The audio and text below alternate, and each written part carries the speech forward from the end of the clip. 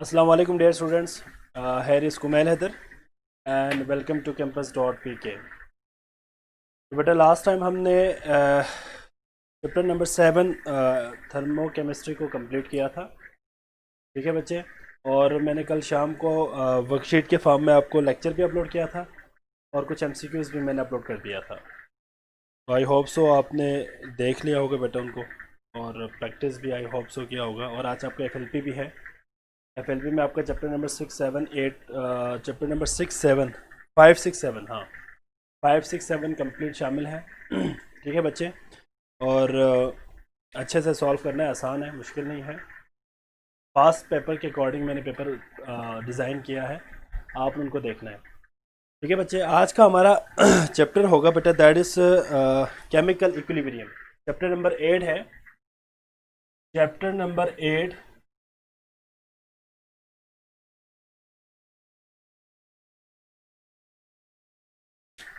Chemical equilibrium. Chemical equilibrium. ठीक है बच्चे जी। स्लाइड्स अपलोड होने तक बेटा मैं एक एमसीक्यूज आपसे डिस्कस करूंगा। इस एमसीक्यूज को ज़रा आपने बताना है मुझे आंसर क्या होगा इसका। ठीक है बच्चे, फॉर एग्जांपल हमारे पास एक रिएक्शन है, लेट अज्यूम कि A प्लस बी कन्वर्ट हो रहा है for example C plus D में, या फिर हम सिर्फ C कर देते हैं। ठीक है, लेट अज्यूम कि energy of reactant is greater than energy of product. ठीक है बच्चे, अगर हमारे पास इस रिएक्शन में energy of reactant energy of product से ज़्यादा है, तो what will be the nature of the reaction. आपने बताना है कि रिएक्शन हमारे पास ए ऑप्शन है एंडोथर्मिक है, number B is the exothermic, C is the both A and B, और डी आपके पास है नन। जी बच्चे जरा बताएं मुझे। हाँ जी, आपके पास एक एमसीक्यूज है, एक जनरल रिएक्शन है आपके पास जिसमें energy of reactant energy of product से ज़्यादा है, तो आपने बताना है कि नेचर ऑफ द रिएक्शन क्या है, एक्सोथर्मिक है, एंडोथर्मिक है, दोनों है, या कोई भी नहीं है। जी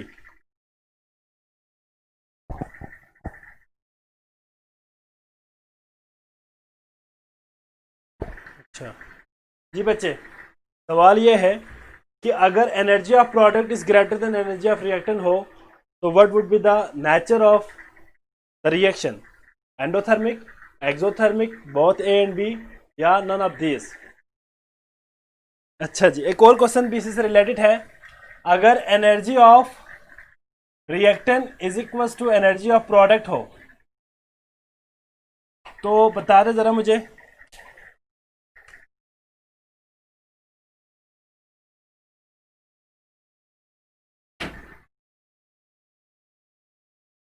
जी वॉइस आ रहे बेटा। मैंने यहाँ पे दो क्वेश्चंस दिए बेटा आपको। एक क्वेश्चन ये है कि energy of product energy of reactant से ज्यादा हो तो क्या नेचर होगा रिएक्शन का। एक तो आपके पास आपने आंसर सही बता दिया बेटा हैदर कि अगर energy of reactant energy of product से ज्यादा हो तो हमारे पास जो रिएक्शन होगा वो एक्सो होगा। ठीक है बच्चे, और अगर energy of product energy of reactant से ज्यादा हो तो what would be the nature of the reaction. जी बच्चे जल्दी से बताए बेटा मुझे, जरा टाइम वेस्ट ना करें।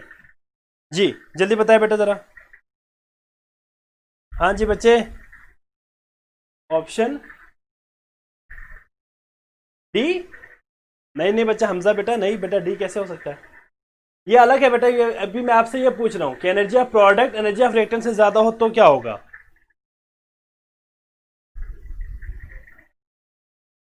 अगर एनर्जी ऑफ द रिएक्टेंट और एनर्जी ऑफ प्रोडक्ट में कुछ इस तरह रिलेशन हो कि energy of product is greater than energy of reactant हो बेटा, तो याद रखिएगा रिएक्शन विल बी एंडोथर्मिक। ठीक है बच्चे, और अगर एनर्जी ऑफ रिएक्टेंट और एनर्जी ऑफ प्रोडक्ट आपस में बराबर हो तो रिएक्शन नॉट प्रोसीडिंग, रिएक्शन कभी प्रोसीड नहीं होगा। ठीक हो गया बच्चे, तो यहां तक सबको क्लियर है बेटा। ये आपके पास एक एमसीक्यूज था। जी जी बेटा, वेरी गुड हमजा बेटा, ठीक है, ए ऑप्शन सही है, मैंने वैसे भी बता दिया है। अब हम अपना लेक्चर शुरू करते हैं बेटा चैप्टर नंबर 8 केमिकल इक्विलिब्रियम को। ठीक है, तो आपके सामने स्लाइड शो हो जाएंगे। पहले मैं ज़रा जनरल डिस्कशन में आपको बता दूंगा। सर जी FLP का सिलेबस बता दें। अहमद बेटा मैंने आपको लास्ट टाइम भी बता दिया था आपकी क्लास को कि चैप्टर नंबर 5, चैप्टर 6 और चैप्टर 7 कंप्लीट शामिल है। ठीक है, जिसमें ज़्यादा MCQs आपका चैप्टर 5 से मैंने दिया है, चैप्टर 5 से मैंने मैक्सिमम क्वेश्चंस दिया है, चैप्टर 6 से भी मैक्सिमम दिया है, और चैप्टर 7 से थोड़ा मैंने कम दिया है क्योंकि पेपर के हवाले से 7 में इतने ज़्यादा क्वेश्चंस नहीं आते। इस 7 से भी MCQs दिया है, ये बात है कि मैंने MCQs वहाँ से नहीं दिया, MCQs वहाँ से भी है। ठीक है, और ज़्यादा MCQs 5 और 6 में से हैं। तो आप लोगों ने अच्छी तरह तैयार आई होप सो किया होगा, कल संडे था। ठीक है बेटा, तो जी अच्छा जी, अब हम ज़रा अपने जो बेटा चैप्टर नंबर 8 को ज़रा शुरू करते हैं बेटा, दैट इज़ केमिकल इक्विलिब्रियम। बेटा याद रखिएगा कि इक्विलिब्रियम मींस बैलेंस। किसी भी फिजिक्स में अगर आप देखें तो फिजिक्स के अकॉर्डिंग इक्विलिब्रियम कहता है बैलेंस को। ठीक है बच्चे, तो यहाँ पे केमिकल इक्विलिब्रियम से मुराद ये है कि अगर हमारे पास कोई रिएक्शन प्रोसीड हो रहा है, ठीक है, एक रिएक्शन हमारे पास फॉरवर्ड जा रहा है और एक रिएक्शन हमारे पास रिवर्स जा रहा है, तो फॉरवर्ड रिएक्शन और रिवर्स रिएक्शन अगर इक्वली प्रोसीड हो जाए तो उस स्टेट को हम बोलते हैं बेसिकली क्या बच्चे, केमिकल इक्विलिब्रियम। और मोर प्रिसाइजली अगर हम कहें तो डायनेमिक इक्विलिब्रियम कहेंगे इसको। ठीक है बच्चे, तो ये आपके पास एक जनरल डिस्कशन है। इसमें हम क्या क्या पढ़ेंगे बेटा, जरा जो इंपॉर्टेंट टॉपिक्स है वो मैं आपको यहाँ पे पहले बता दूं, इसके बाद फिर हम स्लाइड्स यहाँ पे शो करेंगे और डिस्कशन शुरू करेंगे। ठीक है बच्चे, तो याद रखिएगा केमिकल इक्विलिब्रियम में जो हमारी मेन कंसर्न है बेटा, दैट इज इसमें हमारे पास एक आ जाएगी कि रिवर्सिबल रिएक्शन क्या है, रिवर्सिबल रिएक्शन क्या है, बेसिक कॉन्सेप्ट्स है, उसमें कुछ MCQs है वो हम डिस्कस करेंगे। इसके बाद आपका यहाँ पे शामिल होगा बेटा लॉ ऑफ मास एक्शन, वो क्या है, जनरल के लिए आप कैसे देखेंगे, यूनिट्स क्या होंगे बेटा, केमिकल इक्विलिब्रियम कांस्टेंट क्या चीज़ है, इक्विलिब्रियम कांस्टेंट की कुछ यूनिट्स है वो भी हम देखेंगे, यूनिट कौन से यूनिट आप कब इस्तेमाल करेंगे, कब यूनिट नहीं होगा वो हम डिस्कस करेंगे। इसके बाद इक्विलिब्रियम कांस्टेंट जो है उसका हम कुछ एक्सप्रेशंस देखेंगे, different forms of the different reactions के लिए डिफरेंट फॉर्म्स देखेंगे। ठीक है बच्चे, इसके बाद हम कुछ importance of the chemical equilibrium को डिस्कस करेंगे। इसके बाद फिर हमारा शुरू हो जाएगा बेटा ionic product of the water, या इसके बाद हम पढ़ेंगे ionization constant of the acid as well as base. उसमें हम कुछ रिलेशंस देखेंगे कि Ka और Kb क्या चीज़ है, pKa क्या है, pKb क्या चीज़ है, इनके आपस में क्या रिलेशन है। ठीक है बेटा, अगर किसी एसिड का अगर pKa वैल्यू ज़्यादा हो तो उसकी स्ट्रेंथ क्या होगी, कुछ कॉन्सेप्चुअल पॉइंट्स है उसको हम डिस्कस करेंगे। इसके अलावा कुछ हम डिस्कस करेंगे pKw क्या है, अच्छा इसके अलावा हम pH क्या है, pOH क्या है, अगर किसी रिएक्शन का pH दिया हो तो pOH कैसे फाइंड करेंगे, अगर pOH दिया हो तो pH कैसे फाइंड करेंगे, ये ज़रा हम डिस्कस करेंगे बेटा इसमें। ठीक है, इसके बाद ली चैटलियर प्रिंसिपल के हवाले से कुछ पॉइंट्स है वो डिस्कस करेंगे हम, और लास्ट वन विल भी हमारे पास होगा बेटा, दैट इज लास्ट पॉइंट है, दैट इज आपके पास एक और आखिरी पॉइंट आएगा जिसमें हम सप्रेशन ऑफ दी आयनाइजेशन को हम पढ़ेंगे। ठीक है बेटा, कॉमन आयन इफेक्ट के नाम से एक टॉपिक होगा वो हम पढ़ेंगे, और सॉल्युबिलिटी प्रोडक्ट क्या है वो हम देखेंगे। ठीक है बच्चे, तो बेसिक कॉन्सेप्ट्स को हम डिस्कस करेंगे, साथ साथ आपके सामने स्लाइड शो हो जाएंगे, और स्लाइड्स को मैं आपको अपलोड भी कर दूंगा ड्राइव पे, आप वहाँ से भी पढ़ लेना बेटा, आपको वहाँ से भी पॉइंट्स मिल जाएंगे। MCQs के हवाले से जो पॉइंट्स होंगे वो मैं आपको साथ साथ बोर्ड पे भी डिस्कस करूँगा, और साथ साथ लेक्चर में भी आपको मैं बता दूंगा। तो सबसे पहले हमारे पास जो स्लाइड है दैट इज अभी मैं यहाँ पे शो करने लगा हूँ बेटा, आपके सामने आ जाएंगे। सबसे पहले आपके पास आ गए बेटा, दैट इज सबसे पहले आपके पास क्या है बेटा, ज़रा मुझे बता दें आपके पास स्लाइड्स में क्या है। जस्ट मिनट बेटा, मैं ज़रा देखता हूँ कि इसमें ना ज़रा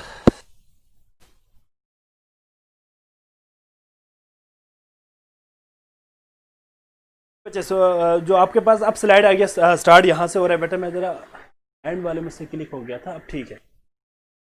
तो आपके पास स्लाइड शो हो गया होगा बेटा। फर्स्ट टॉपिक जो हम डिस्कस करेंगे यहाँ पे, that is the rate of chemical reaction. अब मुझे एक बात बताया कि what is the rate of chemical reaction.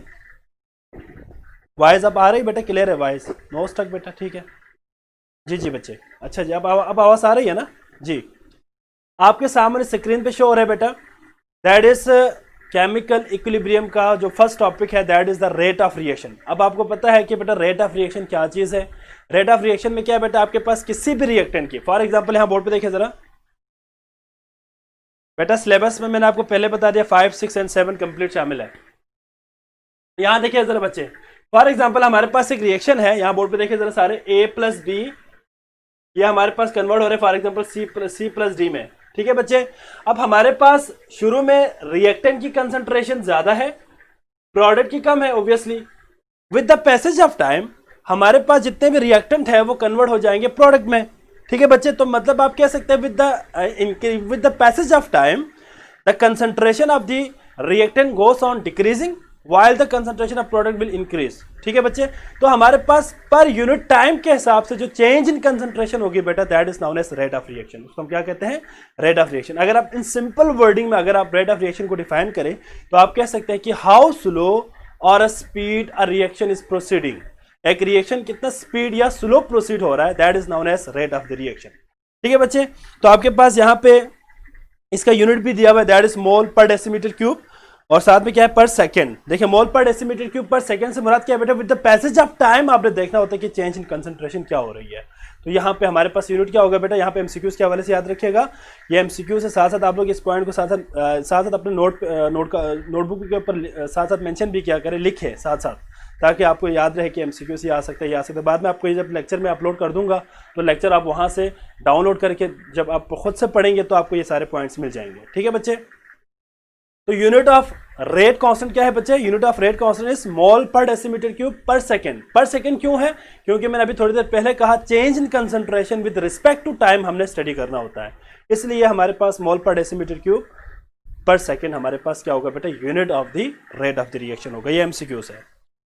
इसके बाद इसी के नीचे आपको दिया हुआ है केमिकल इक्विलिब्रियम। खुद क्या चीज़ है बेटा? अभी मैंने थोड़ी देर पहले भी आपको कहा कि केमिकल इक्विलिब्रियम में क्या होगा बेटा? वो रिएक्शन जिसमें आपके पास rate of forward reaction rate of reverse reaction के बराबर हो जाएंगे। अब फॉरवर्ड रिएक्शन क्या है बेटा? वो रिएक्शन जो लेफ्ट टू राइट किसी भी केमिकल इक्वेशन के अंदर प्रोसीड हो, और रिवर्स रिएक्शन किसे कहेंगे? जो राइट टू लेफ्ट प्रोसीड हो। तो रेट ऑफ फॉरवर्ड रिएक्शन और रेट ऑफ रिवर्स रिएक्शन जब बराबर हो जाए तो जो स्टेट हमारे पास आ जाएंगे, जो कंडीशन हमारे पास आ जाएंगे, या जो सिचुएशन हमारे पास आ जाएंगे रिएक्शन का, that is known as equilibrium state. तो उसको हम क्या कहेंगे? केमिकल इक्विलिब्रियम कहेंगे। कुछ कैरेक्टरिस्टिक्स दिया हुआ है आपके पास। नंबर 1 इज, याद रखिएगा केमिकल इक्विलिब्रियम हमेशा क्लोज कंटेनर के अंदर इस्टेब्लिश्ड होगा। अगर ओपन हो तो जाहिर बात है एयर जो एटमॉस्फेरिक प्रेशर की वजह से भी रिएक्शन के जो इक्विलिब्रियम इस्टेब्लिशमेंट है उसके अंदर इफेक्ट हो सकता है। ये थोड़ी देर बाद हम आगे जाके पढ़ेंगे इसके बारे में, कुछ फैक्टर्स को भी पढ़ेंगे तो आप ये पॉइंट क्लियर हो जाएंगे। इसके अलावा ये बात भी याद रखिएगा कि इक्विलिब्रियम स्टेट या तो रिएक्टेंट से प्रोडक्ट साइड पे जाते हुए एस्टेब्लिश हो सकता है, या तो प्रोडक्ट से रिएक्टेंट में आते वक्त भी हो सकता है। मतलब आपके पास दोनों साइड से इक्विलिब्रियम एस्टेब्लिश हो सकते हैं, प्रॉब्लम इसमें नहीं है, ठीक है बच्चे? सबको। इसके बाद it is a microscopic property. Microscopic property ये है कि ये आपके पास एक तो आपके पास मैक्रोस्कोपिक प्रॉपर्टी थी ना बेटा, जो आप मेजर कर सकते थे। जी मैं बताता हूँ बेटा, स्टैटिक इक्विलिब्रियम के बारे में मैं बताता हूँ आपको। अब इसमें क्या है बेटा कि आपके पास जो अभी मैं आपको कैरेक्टरिस्टिक बता रहा हूँ, उसके बाद मैं आपको बता दूंगा बेटा स्टैटिक और डायनेमिक में क्या डिफरेंस है, ठीक है? अच्छा जी, अब यहाँ पे मैं आपको बता रहा था कि रिएक्शन हमारे पास एक माइक्रोस्कोपिक लेवल पे होगी बेटा। इसकी स्टडी माइक्रोस्कोपिक से मुराद ये कि आप इसको इतनी आसानी से मेजर नहीं कर सकते, ठीक है बेटा? मेजरमेंट के लिए आप इतनी एक्यूरेसी के साथ उसको मेजर नहीं कर सकते, इसलिए इसको हम कहेंगे माइक्रोस्कोपिक प्रॉपर्टी। अब आपने एक बच्चे ने एक अमानत एक सवाल किया बेटा, स्टैटिक इक्विलिब्रियम और डायनेमिक इक्विलिब्रियम में क्या फर्क है?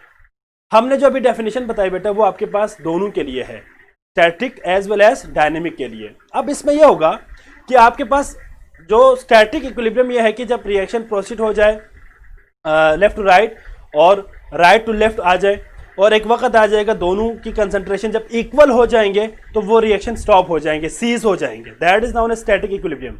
अगर रिएक्शन सीज हो जाए, स्टॉप हो जाए, तो उसको हम क्या कहेंगे? स्टैटिक इक्विलिब्रियम, जिसमें आपके पास रेट ऑफ फॉरवर्ड रिएक्शन और rate of reverse reaction exactly बराबर होने के बाद रिएक्शन मजीद प्रोसीड ना हो, मजीद रिएक्टेंट प्रोडक्ट ना बनाए, प्रोडक्ट रिएक्टेंट ना बनाए, उसमें जाके वो रिएक्शन सीज हो जाए, सीज से मुराद है स्टॉप हो जाए, that is known as static equilibrium. और अगर हम बात करते हैं डायनेमिक इक्विलिब्रियम की, तो डायनेमिक इक्विलिब्रियम उससे कहेंगे जिसमें rate of reaction forward reaction और रेट ऑफ रिवर्स रिएक्शन बराबर।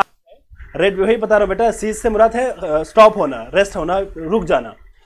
अगर हमारे पास डायनेमिक इक्विलिब्रियम की बात हो बेटा, जरा गौर से सुनना बेटा, दोनों में स्लाइडली डिफरेंट है। डायनेमिक इक्विलिब्रियम की बात होती तो क्या होगा बेटा? अगर रिएक्शन फॉरवर्ड जाए और फॉरवर्ड से रिवर्स आ जाए, आने के बाद जब दोनों की कंसंट्रेशन इक्वल होने के बावजूद स्लाइडली कंसंट्रेशन ऑफ प्रोडक्ट और कंसंट्रेशन ऑफ रिएक्टेंट में चेंजेस आते रहे, रिएक्शन स्टॉप ना हो, कंटिन्यूअस रहे, हम प्रोसेस रहे, प्रोसीडिंग रहे, स्टॉप ना हो, ऐसे रिएक्शन को हम कहते हैं डायनेमिक इक्विलिब्रियम। ठीक है बच्चे, क्लियर हो गया बेटा अमानत? स्टैटिक में रिएक्शन सीज हो जाते हैं, डायनेमिक में रिएक्शन सीज नहीं होता बेटा, वो वेरी स्मॉल क्वांटिटी में आपके पास रिएक्टेंट से प्रोडक्ट में जा रहा होता है, प्रोडक्ट से रिएक्टेंट में आ रहा होता है।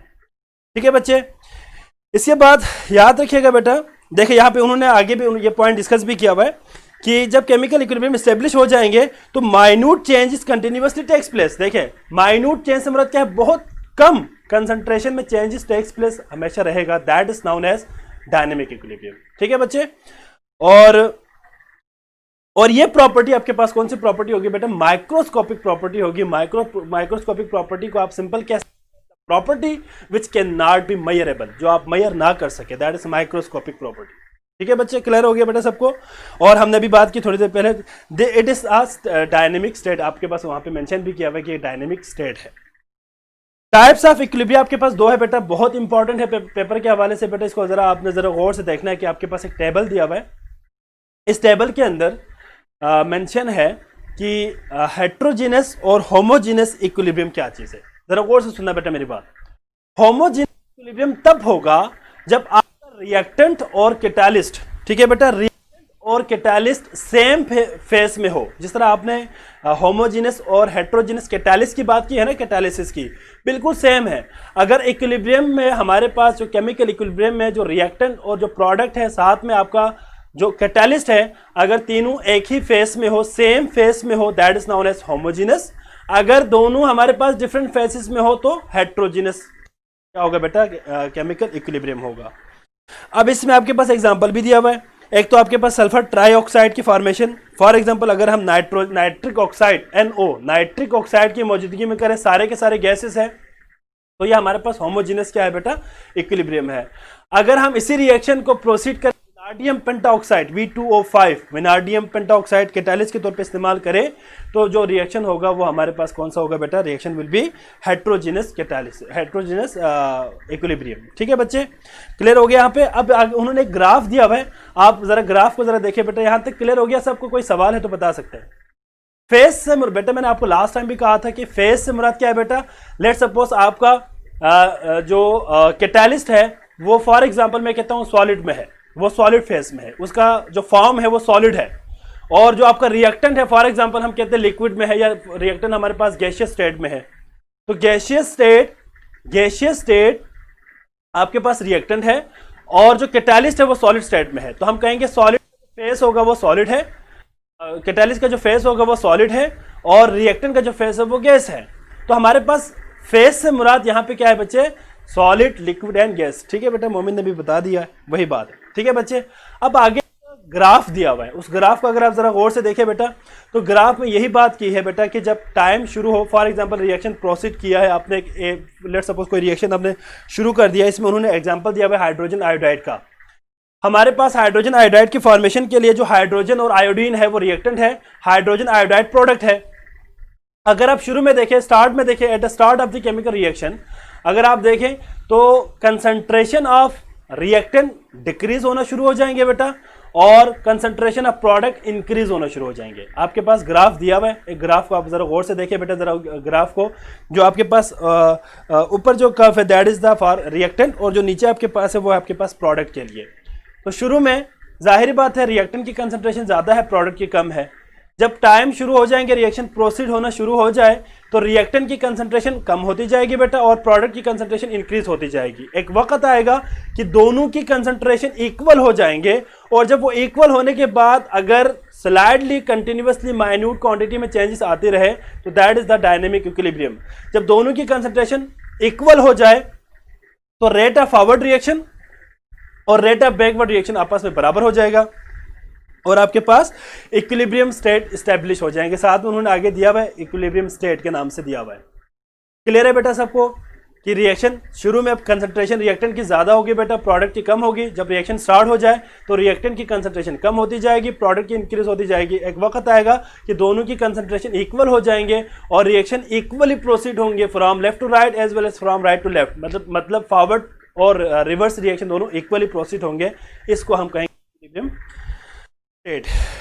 एक डिफरेंस दिया हुआ है, आपको पता है बेटा यहाँ पे रिवर्सिबल और इरिवर्सिबल रिएक्शन में क्या डिफरेंस है, ये आप खुद से पढ़ लेना। रिवर्सिबल और इरिवर्सिबल ऑब्वियसली वही बात है, जो रिवर्सिबल रिएक्शन है उसमें रिएक्शन फॉरवर्ड भी जाएगा बैकवर्ड भी जाएगा, मतलब टू डायरेक्शंस में वो मूव कर सकते हैं। लेकिन जो इरिवर्सिबल रिएक्शन है वो हमेशा एक यूनि डायरेक्शन में मूव करेंगे, हमेशा एक रिएक्टेंट टू प्रोडक्ट जाएंगे। ठीक है बेटा, कभी भी प्रोडक्ट से रिएक्टेंट की तरफ वापस रिवर्स नहीं हो सकते। ठीक हो गया बच्चे, किसी का कोई सवाल बेटा इसमें, किसी का कोई क्वेश्चन है तो बता सकते हैं जी बच्चे, जल्दी से बताए बेटा मुझे जी। एग्जाम्पल भी आपके पास दिया हुआ है, ये आप जरा देख लेना। ठीक है बच्चे, इसके बाद नेक्स्ट आपके पास मैं स्लाइड यहाँ पे ओपन करने लगा हूँ बच्चे, जरा नेक्स्ट स्लाइड। यार इसकी सीक्वेंस सारा खराब हो गई है।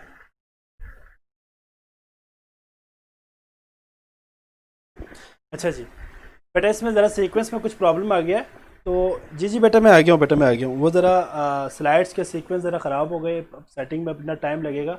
अब हम फ़िलहाल वैसे पढ़ लेते हैं, ठीक है। और नेक्स्ट टाइम जब आपको मैं ये स्लाइड्स जी नेक्स्ट टाइम हम स्लाइड्स को जो पहले से ही ज़रा अपलोड करके सारे सीक्वेंस सेट करके फिर वो शुरू करेंगे। ठीक है बच्चे, अभी हम इसी तरह बोर्ड पे पढ़ लेते हैं जिस तरह लास्ट टाइम हमने स्टडी किया था जी। लॉ ऑफ मैथ सेक्शन क्या चीज़ है बेटा जी बच्चे, ज़रा मुझे बताएं लॉ ऑफ मैथ सेक्शन क्या है जी। जी बच्चे, लॉ ऑफ मैथ सेक्शन बताएं ज़रा।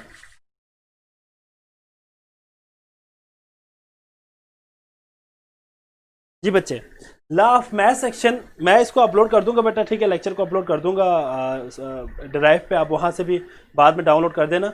ठीक है, अभी आप ज़रा बस ओरल ज़रा लेक्चर ज़रा सुन ले सारे, ठीक है, ताकि आपको कम से कम आपका कंसेप्ट क्लियर हो जाए। ठीक है बच्चे, तो लॉ ऑफ मैथ सेक्शन क्या चीज़ है बेटा, लॉ ऑफ मैथ सेक्शन क्या है बेटा जी। Law of mass action is basically आपके पास ये एक केमिकल इक्वेशन में इक्विलिब्रियम कांस्टेंट के लिए या इक्विलिब्रियम होने के बाद हमारे पास एक लॉ हम यहाँ पे डिराइव करते हैं, जिसमें फाइनल फॉर्म हमारे पास आ जाते हैं बेटा, that is Kc is equal to concentration of product divided by concentration of the reactant. ठीक है बच्चे, इसमें आपने जो बात याद रखनी है वो ये है कि अगर हम रेट ऑफ रिएक्शन के अकॉर्डिंग बात करें तो रेट ऑफ रिएक्शन क्या होंगे बेटा, डायरेक्टली प्रोपोर्शनल होंगे किसके बेटा, to the product of the concentration of the reacting species. आपके पास एक रिएक्टेंट है, लेट्स सपोज हमारे पास, इसी को मैं यहाँ पे सपोज कर लेता हूँ कि हमारे पास एक रिएक्शन है A प्लस B कन्वर्ट हो रहे फॉर एग्जांपल C में, और फॉर एग्जांपल साथ में D में कन्वर्ट हो रहे हैं। तो हमारे पास जो रेट ऑफ रिएक्शन होंगे बेटा वो क्या होगा बेटा, डायरेक्टली प्रोपोर्शनल होगी टू द एक्टिव मैसेस या concentration of the active masses जो आपके पास रिएक्टिंग स्पीशी के हैं उसके डायरेक्टली प्रोपोर्शनल होंगे, that is known as law of mass action. और प्रोडक्ट की केस में अगर हम इसी को रिवर्स कर दे तो ये रिएक्टेंट होगा, ये प्रोडक्ट होगा। मतलब आपके पास ये दोनों, आपके पास जब फॉरवर्ड की बात करेंगे तो रिएक्टेंट है, और अगर इसको हम कंसिडर करें तो ये आपके पास रिएक्टेंट होगा, ये प्रोडक्ट होगा। तो यहाँ पे जो इक्विलिब्रियम कांस्टेंट के लिए डेरिवेशन के लिए हम जी तो हम डेरिवेशन के लिए हम क्या करते हैं बेटा, इसको लॉ ऑफ मैथ सेक्शन को यूटिलाइज करते हुए उसमें पहले हम रेट ऑफ फॉरवर्ड रिएक्शन के लिए इक्वेशन बनाते हैं, फिर रेट ऑफ रिवर्स रिएक्शन के लिए इक्वेशन बनाते हैं। इसके बाद दोनों को आपस में कंपेयर करने के बाद हम क्या करते हैं बेटा, फाइनल फॉर्म में Kc is equal to product की कंसंट्रेशन डिवाइड बाय रिएक्टेंट की कंसंट्रेशन हम फाइंड आउट कर लेते हैं। ठीक है बच्चे, क्लियर हो गया चीज सबको। अगर हम इसको मोर जनरल फॉर्म में लिखें तो हमारे पास फॉर एग्जाम्पल यहाँ पे हम कहते हैं कि ये A है, ये B है, ये C है, ये D है। फॉर एग्जाम्पल हमने अब यहाँ पे A small B small C small D को यहाँ पे क्या कंसिडर किया बेटा, these are basically the number of moles of reactant in the product, coefficient of the reaction है ये, या एक्टिव मैसेज जिसको हमने कहा था वो बेसिकली ये है, नंबर ऑफ मोल्स है, दैट इज एक्टिव मैसेज। ठीक है बच्चे, अब अगर हम इसी को अगर मोर प्रिसाइसली या मोर एक्यूरेटली इक्विलिब्रियम कांस्टेंट को इस जनरल रिएक्शन के लिए लिखे तो क्या होगा बेटा, molar concentration of C raise to power C into molar concentration of D raise to power D divided by molar concentration of A raise to power A into molar concentration of B raise to power B। तो यहाँ पे आपके पास concentration के हिसाब से आपने equilibrium constant को क्या करना है बेटा, यहाँ पे एक्सप्रेस करना है। ठीक है बच्चे, तो अब इसमें आपके पास के सी क्या चीज है बेटा, के सी आपके पास ये एक फॉरवर्ड और रिवर्स रिएक्शन, फॉरवर्ड रिएक्शन और रिवर्स रिएक्शन के जो कांस्टेंट है इसका एक रेशो होगा बेटा, आपके पास रेशो है of the equilibrium constant for the forward and reverse reaction के लिए जो कांस्टेंट्स होंगे उसके लिए हम उसका जब हम रेशो लेंगे तो हमारे पास क्या निकल आएगा बेटा, इक्विलिब्रियम कांस्टेंट सी निकल आएगा। ठीक है बच्चे, इस के सी की बहुत सारी एप्लीकेशन है, बहुत सारी इंपॉर्टेंस है, वो हम वन बाय वन देखेंगे। ठीक है बच्चे, यहाँ पे आपने जो बात याद रखनी है कि फॉर एग्जांपल अगर आपको कंसंट्रेशन गिवन हो, किसी भी रिएक्शन की कंसंट्रेशन गिवन हो और आपसे कहे कि इक्विलिब्रियम कांस्टेंट फाइंड करें, तो आप इक्विलिब्रियम कांस्टेंट को इस इक्वेशन की मदद से फाइंड आउट कर सकते हैं। ठीक है बच्चे, इसके अलावा याद रखिएगा यूनिट की अगर हम बात करें, यूनिट की बात करें तो के सी के लिए याद रखिएगा बेटा, के सी के लिए हमारे पास एक तो 9 यूनिट की हम बात करेंगे और एक हमारे पास के सी के लिए यूनिट की हम बात करेंगे। याद रखिएगा एमसीक्यूज के हवाले से भी इंपॉर्टेंट है, जब number of moles of reactant और number of moles of product आपस में बराबर हो जाए तो इक्विलिब्रियम कांस्टेंट की कोई यूनिट नहीं होगा। जाहिर बात है, जो number of moles of reactant है, number of moles of product की जब बराबर हो जाए, आपको पता है ना कि बेटा कंसंट्रेशन, फॉर एग्जांपल हम कंसंट्रेशन की बात करें तो मोल पर डेसीमीटर क्यूब है। अब मोल पर डेसीमीटर क्यूब आपके पास कंसंट्रेशन के लिए हम यूनिट इस्तेमाल करते हैं। अगर रिएक्टेंट की कंसंट्रेशन और प्रोडक्ट की कंसंट्रेशन आपस में बराबर हो जाए, इक्वल हो जाए, तो ऊपर आपके पास डिनोमिनेटर में भी मोल पर डेसीमीटर क्यूब आ जाएगा, डिनोमिनेटर में भी मोल पर डेसीमीटर क्यूब आ जाएगा, तो आपके पास जो के सी के लिए कोई यूनिट नहीं होगा। जी जी बच्चे, ठीक है, के सी के लिए कोई यूनिट नहीं होगा बेटा, नो यूनिट, जब आपके पास क्या हो बेटा, कंसंट्रेशन ऑफ रिएक्टेंट और कंसंट्रेशन ऑफ प्रोडक्ट आपस में क्या हो बेटा, बराबर हो। कंसंट्रेशन ऑफ प्रोडक्ट आपस में बराबर हो तो there is no unit for the K C, equilibrium constant के लिए कोई यूनिट नहीं होगा। अगर हमारे पास कंसंट्रेशन ऑफ द रिएक्टेंट और कंसंट्रेशन ऑफ प्रोडक्ट आपस में बराबर ना हो तो हमारे पास के सी के लिए कोई यूनिट होगा। अब अगर एमसीक्यूज में आपसे कोई क्वेश्चन इस तरह के आ जाए कि आपके पास एक रिएक्शन है जिसमें दोनों रिएक्टेंट और प्रोडक्ट दोनों की अगर कंसंट्रेशन इक्वल हो और आपसे कहे कि यूनिट क्या होगा, तो आपने आंखें बंद करके उसको टिक करना है जिसके अंदर नो यूनिट। क्यों? क्योंकि number of moles of product और number of moles of reactant आपस में बराबर है, इक्वल है। ठीक है बच्चे, तो ये केसी के हवाले से बेटा। इसके अलावा एक बात याद रखिएगा कि अभी हमने बात की बेटा केसी बेसिकली इंडिपेंडेंट है, या अगर आप बात करते हैं डिपेंडेंट की बात करते हैं और इंडिपेंडेंट की बात करें तो नंबर 1 हमारे पास टेम्परेचर है। अगर हम टेम्परेचर के हिसाब से बात करें बेटा तो याद रखिएगा कि इक्विलिब्रियम कांस्टेंट के सी डिपेंड अपॉन द टेम्परेचर। ज्यादा टेम्परेचर आपके पास हो जाएंगे बेटा तो greater will be the value of के सी एज एंड वाइस वर्सा। ठीक है बच्चे, और इंडिपेंडेंट किन चीजों के ऊपर है, यहां पे एक बात याद रखिएगा कि के सी डिपेंड अपॉन, किस पे डिपेंड करेंगे बेटा, नंबर आपके पास है टेम्परेचर के ऊपर। टेम्परेचर अगर आप इंक्रीज कर देते हैं तो के सी की वैल्यू भी क्या हो जाएंगे बेटा, इंक्रीज हो जाएंगे। ठीक है बेटा, क्लियर हो गया। अगर हम बात करते हैं के सी इंडिपेंडेंट की अगर हम बात करते हैं इंडिपेंडेंट की, तो इसमें याद रखिएगा इनिशियल कंसंट्रेशन, जो इनिशियल कंसंट्रेशन है, इनिशियल कंसंट्रेशन ऑफ रिएक्टेंट के ऊपर डिपेंड नहीं करेंगे बेटा, नंबर 1। नंबर 2 आपके पास है that is number 2 is the catalysis या कैटालिस्ट। कैटालिस्ट आपके पास कभी भी इक्विलिब्रियम को बेटा के एफ और के आर बेसिकली किसके लिए बेटा, यहां देखें फॉर एग्जांपल इसी रिएक्शन की अगर हम बात करते हैं तो ये रिएक्शन आपके पास A plus B for example convert हो रहा है किसमें, सी प्लस डी में। ठीक है, अगर हम बात करते हैं ए प्लस बी फॉरवर्ड रिएक्शन के लिए तो जो हमारे पास कांस्टेंट होगा बेटा दैट इज के एफ। ठीक है, कांस्टेंट क्या होगा बेटा, के एफ होगा। और जो आपके पास रिवर्स अगर हम बात करें तो के आर हो जाएंगे, K R is the constant for the reverse reaction. Reverse reaction के लिए हमारे पास कांस्टेंट होगा बेसिकली ये है ना बेटा, rate is directly proportional to concentration of A into concentration of B. ठीक है बच्चे, और similarly rate is directly proportional to concentration of C into concentration of D. अब अगर आप इस प्रोपोर्शनलिटी को खत्म करें, इसको खत्म करें और कांस्टेंट लाए तो फॉरवर्ड के लिए क्या के आर आएगा, फॉरवर्ड के लिए के एफ आएगा सॉरी, और रिवर्स के लिए के आर आ जाएगा। के आर और के एफ बेसिकली क्या चीज है बेटा, these are the constant for the forward and the reverse reaction. और जो के सी है वो बेसिकली इन दोनों का रेशो है, फॉरवर्ड और रिवर्स रिएक्शन का जो कांस्टेंट है उसका रेशो को हम क्या कहेंगे बेटा, के सी कहेंगे। और के एफ फॉरवर्ड रिएक्शन के लिए कांस्टेंट होगा और के आर रिवर्स रिएक्शन के लिए कांस्टेंट होगा। ठीक है बच्चे, तो ये दोनों डिफरेंट चीज है, के सी और के एफ आर डिफरेंट थिंग। ठीक है बच्चे, क्लियर हो गया यहां तक।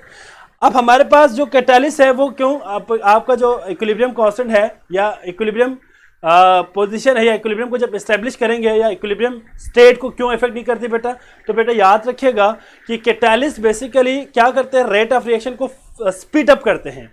तो अगर आप कैटालिस्ट ऐड करें तो फॉरवर्ड रिएक्शन जितना स्पीड होगा उतना ही रिवर्स रिएक्शन स्पीड हो जाएगा।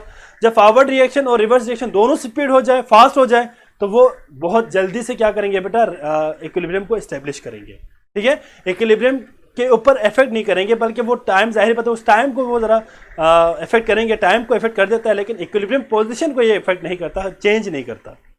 ठीक है बच्चे, तो यहाँ पे यूनिट के हवाले से हमने बात कर ली बेटा। कुछ हमारे पास इक्विलिब्रियम कांस्टेंट एक्सप्रेशन है, अगर आपको याद हो तो आपने एक और फॉर्म भी इसके अंदर स्टडी किया है बेटा, मैं इसी के ऊपर ही लिखता हूँ।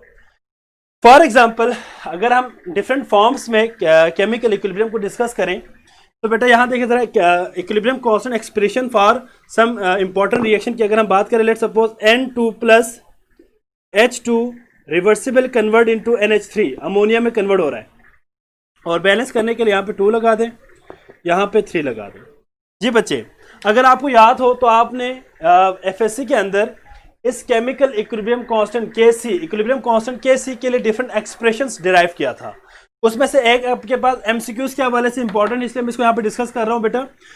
इसके लिए आपके पास आप इसको कैसे करेंगे बेटा, फॉर एग्जांपल आपको एक रिएक्शन दिया हुआ, ये रिएक्शन दिया हुआ है और आपसे कह रहे हैं कि भाई equilibrium constant expression for this reaction is, MCQs की मैं बात कर रहा हूँ। एक ऑप्शन आपके पास मैं यहाँ पे दे रहा हूँ बेटा, फॉर एग्जाम्पल मैं यहाँ पे एक ऑप्शन दे रहा हूँ, ऑप्शन फॉर एग्जाम्पल मैं आपको दे रहा हूँ, for example 4x cube into V divided by for example a minus X into B minus X square.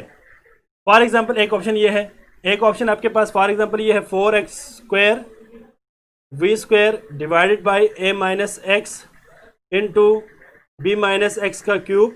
ठीक है बच्चे, b माइनस एक्स का क्यूब नजर आ रहा है बेटा सबको जी। ये आपके पास 2 ऑप्शन है। थर्ड ऑप्शन फॉर एग्जांपल मैं कहता हूं, थर्ड ऑप्शन आपके पास बोथ है A एंड B, और D ऑप्शन आपके पास क्या है बेटा, नन। अब आपने बताना यह है कि भाई इस रिएक्शन के लिए आपके पास इक्विलिब्रियम कांस्टेंट एक्सप्रेशन क्या होगा, तो आप इसको कैसे कैलकुलेट करेंगे बेटा जी।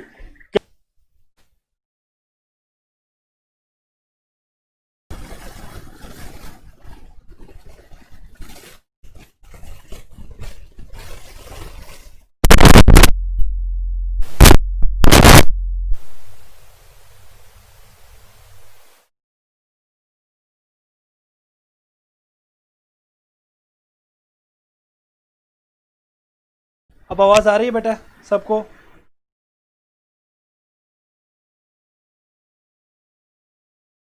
जी बेटा, जी बेटा, हमजा क्या हुआ बेटा? यार कोई खेल नहीं खेल रहा बेटा, बस यहाँ पे कुछ ज़रा डिस्टर्बेंस हो गए, माइक ज़रा काम नहीं कर रहा था बेटा। अब ठीक हो गया, अब क्लियर हो गया बेटा। ज़रा आप लेक्चर को ज़रा देखें ज़रा, ठीक है बेटा? अब ज़रा लेक्चर पे ज़रा देखें बेटा ज़रा जी।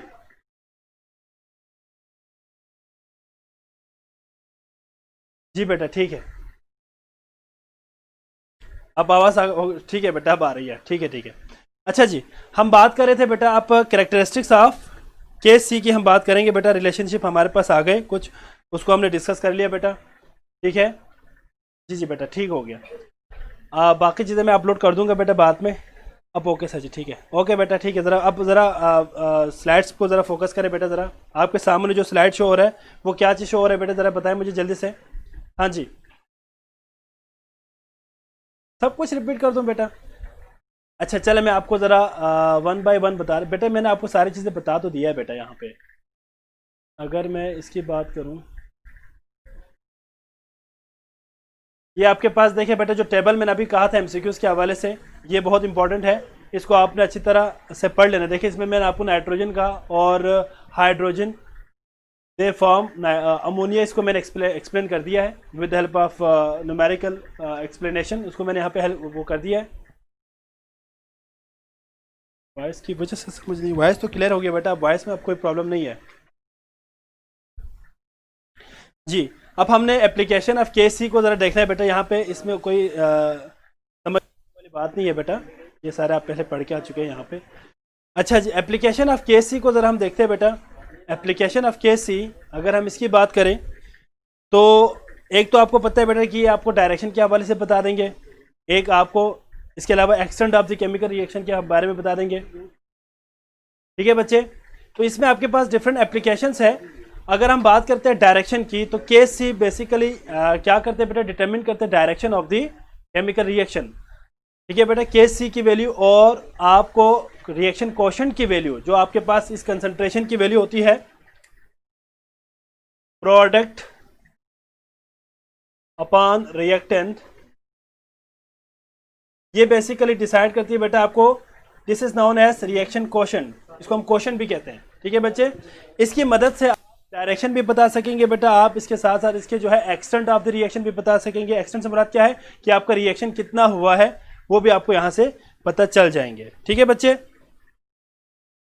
इसमें आपके पास एक छोटा सा, आप जरा गौर से देखिए जरा, इसमें एक टेबल भी दिया हुआ है एमसीक्यूज के हवाले से बेटा, इसको जरा पढ़ लेना कि के सी और के पी आपस में बराबर कब होगा बेटा, जब डेल्टा एन की वैल्यू 0 होगी। ये बात आपने याद रखनी है, डेल्टा एन की वैल्यू अगर 0 हो जाए तो याद रखिएगा बेटा के पी और के सी आपस में बराबर हो जाएंगे। अब के पी क्या चीज़ है बेटा, के पी आपके पास ये जब पार्शियल प्रेशर के टर्म में हम इस्तेमाल करेंगे, यहाँ पे मैंने पहले लिखा हुआ था पार्शियल प्रेशर के टर्म में जो इक्वेशन के सी के लिए हम इस्तेमाल करते हैं, अगर के पी और के सी आपस में बराबर हो जाए तो याद रखिएगा number of moles of reactant product minus number of moles of reactant आप इज इक्वल टू क्या हो जाएंगे, 0 हो जाएंगे। अगर ये 0 के बराबर हो जाए तो ये आपके पास क्या आएगा बेटा, के पी और के सी आपस में इक्वल हो जाएंगे।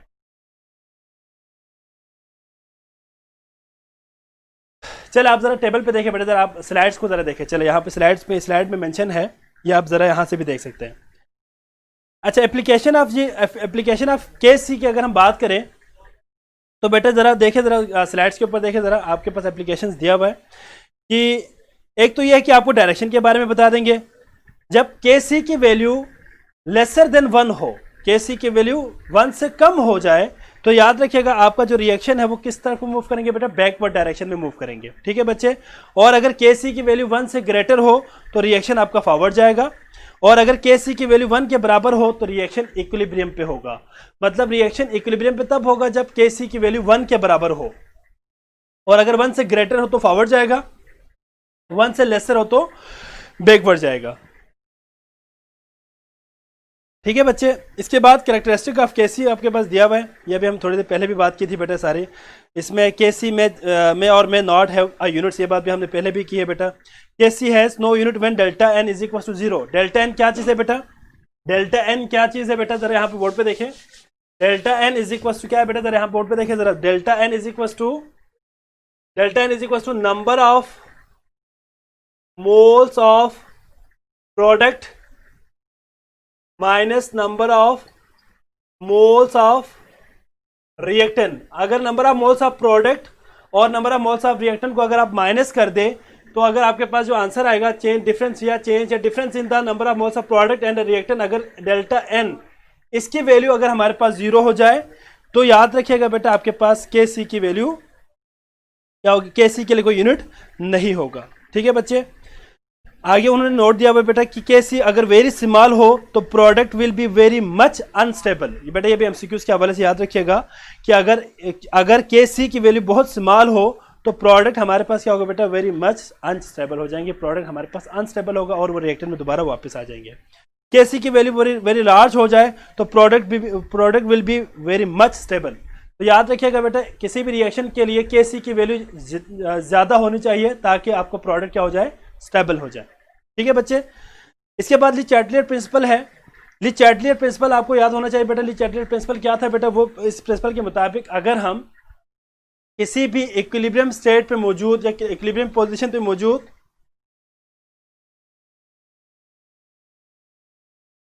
अगर हमारे पास एक रिएक्शन इक्विलिब्रियम पोजीशन पे है, ठीक है। और अगर आप इसको डिस्टर्ब करें बाय एडिंग सम रिएजेंट, अच्छा अच्छा डायरेक्ट टेक्स्ट नहीं हुआ, जी जी अब आ गया बेटा सामने, ठीक है। ले चैटलियर प्रिंसिपल, ले चैटलियर प्रिंसिपल किसे कहेंगे बेटा, अगर आपका रिएक्शन इक्विलिब्रियम पे है और कोई इक्विलिब्रियम पोजीशन को डिस्टर्ब करे, चेंज करे, तो रिएक्शन खुद इस तरह से एक्ट करेगा कि वो उस चेंज को खुद से मिनिमाइज कर देंगे एज सुन एज पॉसिबल। इसको हम क्या कहते हैं बेटा, ले चैटलियर प्रिंसिपल कहते हैं। इसमें हमारे पास इफेक्ट ऑफ टेम्परेचर है, हम इसको स्टडी करेंगे, इफेक्ट ऑफ प्रेशर, टेम्परेचर और concentration and the concentration and the catalyst. तो बेटा याद रखिएगा टेम्परेचर का स्पेसिफिक इफेक्ट है on the disturbance of the equilibrium position of the reaction. इसके अलावा कंसंट्रेशन की हम बात करेंगे, इसके अलावा आपके पास प्रेशर और वॉल्यूम की हम बात करेंगे, और last one will be catalysis की बात करेंगे, ठीक है बच्चे। तो अगर कंसंट्रेशन की अगर हम बात करें तो आगे उन्होंने मेंशन भी किया हुआ है, आप जरा पढ़ लेना उसको बाद में, कि अगर आप रिएक्टेंट साइड पे कंसंट्रेशन ऐड करें और प्रोडक्ट साइड से कंसंट्रेशन रिमूव करें तो आपका रिएक्शन किस साइड पे जाएगा, फॉरवर्ड जाएगा, ठीक है बच्चे। और अगर आप इसके बरक्स क्या करें, रिएक्टेंट में से रिएक्टेंट रिमूव करें और प्रोडक्ट में आप प्रोडक्ट ऐड करते जाएं, याद रखिएगा बेटा आपका रिएक्शन किस तरफ को मूव करेंगे, बैकवर्ड की तरफ मूव करेंगे, ठीक है बच्चे। तो ये भी आपके सामने दिया हुआ है, कंसंट्रेशन भी हो गया बेटा। प्रेशर और वॉल्यूम के बाद उन्होंने यहाँ पे एग्जांपल दिया हुआ है, ठीक है बच्चे। आपके पास एक रिएक्शन है सल्फर डाइऑक्साइड और ऑक्सीजन का, सल्फर डाइऑक्साइड बना रहे हैं, ठीक है बच्चे। इसमें एक बात याद रखिएगा, ये रिएक्शन प्रोसीड होगा with decrease in the volume, volume decrease हो रहा है, जाहिर बात है बेटा आपके पास number of moles of reactant ज्यादा है, number of moles of products है, तो रिएक्शन प्रोसीड होगा इन द फॉरवर्ड डायरेक्शन, जाहिर बात है। सो टू मोल्स है और आपके पास रिएक्टेंट साइड पे 3 मोल्स है, 1 मोल ऑक्सीजन है, 2 मोल सल्फर डाइऑक्साइड है, तो सल्फर ट्राइऑक्साइड के फॉर्मेशन आपके पास क्या है बेटा, इसमें रिएक्शन प्रोसीड होगा with decrease in the volume. तो आपके पास वॉल्यूम डिक्रीज हो जाए तो आपके पास रिएक्शन किस तरफ को मूव करेंगे, अगर आप प्रोडक्ट की तरफ, अगर आप वॉल्यूम को डिक्रीज करें बाय अप्लाइंग अ प्रेशर तो रिएक्शन फॉरवर्ड जाएगा, अगर आप वॉल्यूम को इंक्रीज कर दे तो रिएक्शन आपके पास रिवर्स जाएगा और रिएक्टेंट की तरफ रिएक्टेंट आपके पास बना देगा, ठीक है बच्चे। इसके बाद आपके पास नेक्स्ट स्लाइड में यहाँ पे शो करने लगा हूँ बेटा, दैट इज इसकी कंक्लूजन। इसके बाद ज़रा हम इसको यहाँ पे स्टॉप कर लेंगे, बाकी नेक्स्ट लेक्चर में देख लेंगे बेटा। इसके बाद आपके पास कंक्लूजन भी दिया हुआ है कि भाई सिंपल है कि आप इंक्रीज करें प्रेशर को तो position of the equilibrium change हो जाएंगे बेटा, एज वेल एज आप अगर टेम्परेचर चेंज कर दें तब भी आपके पास इक्विलिब्रियम पोजीशन चेंज हो जाएगी। टेम्परेचर में भी उन्होंने 2-3 एग्जांपल्स यहाँ पे दिया हुआ बेटा। एंडोथर्मिक के लिए अगर आप एंडोथर्मिक रिएक्शन के लिए टेम्परेचर इंक्रीज करें, अगर आपके पास रिएक्शन एंडोथर्मिक है, टेम्परेचर इंक्रीज कर दे तो रेट ऑफ रिएक्शन का किस तरफ को मूव करेंगे बेटा, फॉरवर्ड की तरफ जाएंगे, और अगर आप टेम्परेचर को डिक्रीज करें तो रिएक्शन बैकवर्ड मूव करेंगे। इसके बरक्स अगर रिएक्शन एक्सोथर्मिक है और अगर आप टेम्परेचर डिक्रीज करें तो रिएक्शन आपके पास किस तरफ हो जाएंगे बेटा, फॉरवर्ड जाएंगे, और अगर आप टेम्परेचर को इंक्रीज कर दे तो रिएक्शन रिवर्स आ जाएंगे, ठीक है बेटा। ये आपके सामने स्लाइड्स पे शो हो रही है। कैटालिस्ट कोई इफेक्ट नहीं करते बेटा। इफेक्ट ऑफ कैटालिस्ट की अगर हम बात करें तो मैंने आपको पहले भी कहा कि कैटालिस्ट किसी भी रिएक्शन को इफेक्ट नहीं करती, ठीक है बच्चे। तो यहाँ तक हम रखते हैं बेटा। इसके अलावा कुछ एप्लीकेशंस है,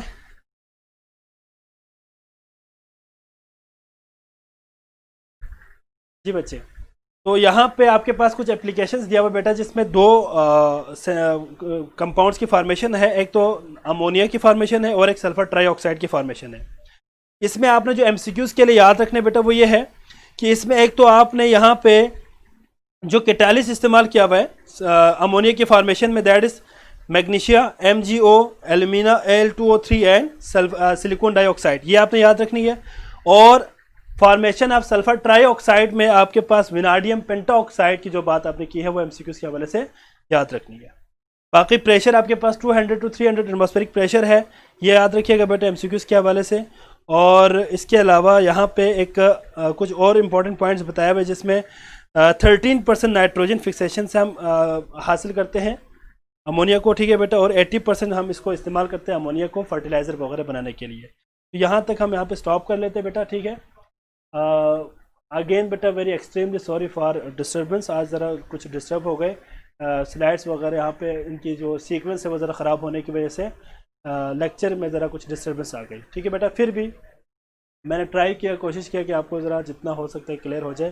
दूसरी बात, माइक की वजह से भी कुछ प्रॉब्लम ज़्यादा आ गए बेटा, तो इसके लिए I am extremely sorry for that. ठीक है बच्चे, तो नेक्स्ट टाइम हम यहाँ से आगे कंटिन्यू करेंगे बच्चे, नेक्स्ट टाइम हम यहाँ से आगे कंटिन्यू करेंगे। ठीक है बेटा, तो अपना बहुत ख्याल रखिएगा बेटा।